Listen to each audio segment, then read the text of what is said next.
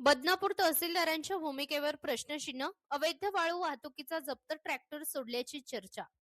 बदनापूर शहरासह तालुक्यात अवैध वाळू उपसा आणि वाहतुकीने जोर धरलेला असतानाच महसूल विभागाने जप्त केलेला एक ट्रॅक्टर कोणत्याही ठोस कारवाई विना सोडून दिल्याची खळबळजनक माहिती समोर येत आहे. या प्रकारामुळे तहसील प्रशासनाच्या भूमिकेवर आता संशय व्यक्त केला जात आहे. नेमकी घटना काय? काही दिवसांपूर्वी महसूल पथकाने अवैध वाळू वाहतूक करताना एक ट्रॅक्टर पकडून तहसील कार्यालयात जमा केला होता. वाळू माफियांच्या मुसक्या आवळण्यासाठी ही कारवाई महत्वाची मानली जात होती.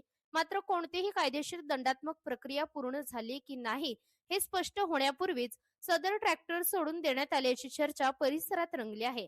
अवैध वाळू वाहतुकीवर कठोर कारवाई करण्याचे आदेश असताना जप्त केलेले वाहन सोडण्यामागे नेमके अर्थकारण आहे की राजकीय दबाव, असा सवाल नागरिक विचारत आहेत. या प्रकरणाबाबत तहसीलदार नक्की काय भूमिका मांडतात याकडे सर्वांचेच लक्ष लागले आहे.